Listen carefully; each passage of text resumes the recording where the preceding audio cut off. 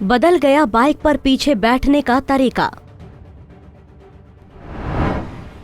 अब ऐसे करनी होगी बाइक पर बैठने वालों को सवारी। नहीं किया नियमों का पालन तो होगी ये कार्रवाई। जानिए क्या है सरकार के नए नियम।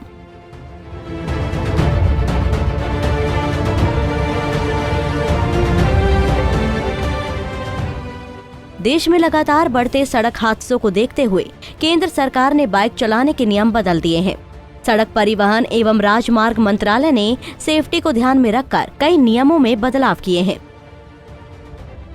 बताया जा रहा है कि इन बदले हुए नियमों का सभी को पालन करना होगा।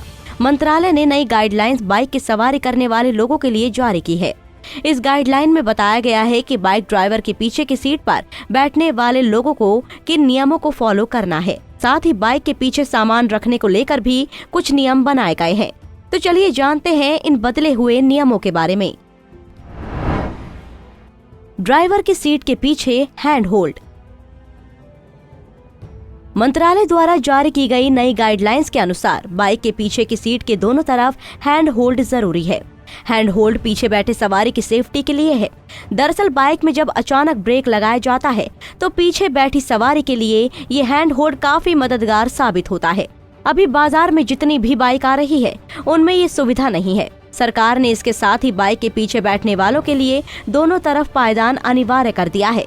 इसके अलावा बाइक के पिछले पहिए के बाएं हिस्से का कम से कम आधा हिस्सा सुरक्षित तरीके से कवर होगा ताकि पीछे बैठने वालों के कपड़े पिछले पहिए में नहीं उलझे। हल्का कंटेनर लगाने के भी दिशा निर्देश। नई गाइडलाइंस के अनुसार बाइक में हल्का कंटेनर लगाने के लिए भी दिशा निर्देश जारी किए हैं। हालांकि इस कंटेनर की लंबाई 550 मिलीमीटर, चौड़ाई 510 मिलीमीटर और ऊंचाई 500 मिलीमीटर से अधिक नहीं होगी। अगर इस कंटेनर को पिछली सवारी के स्थान पर लगाया जा रहा है तो बाइक पर सिर्फ ड्राइवर को ही बैठने की इजाजत होगी, मतलब कोई दूसरा सवारी बाइक पर नहीं होगा। वहीं अगर पिछली सवारी के स्थान के पीछे लगाने की स्थिति में दूसरे व्यक्ति को बाइक पर बैठने की इजाजत होगी। अगर कोई दूसरा सवारी बाइक पर बैठता है तो ये नियम उल्लंघन माना जाएगा। टायर को लेकर भी नई गाइडलाइंस। केंद्र सरकार की ओर से टायर में हवा के प्रेशर को लेकर भी नई गाइडलाइंस जारी की है। इसके तहत अधिकतम 3.5 टन वजन तक के वाहनों के लिए टायर प्रेशर मॉनिटरिंग सिस्टम का सुझाव दिया गया है। इस सिस्टम में सेंसर के जरिए ड्राइवर को ये जानकारी मिल जाती है कि गाड़ी के टायर में हवा की स्थिति क्या है। इसके साथ ही मंत्रालय ने टायर मरम्मत किट की भी अनुशंसा की है। इसके लागू होने के बाद गाड़ी में एक्स्ट्रा टायर की जरूरत नहीं होगी। Bureau report, Punjab Kesari TV.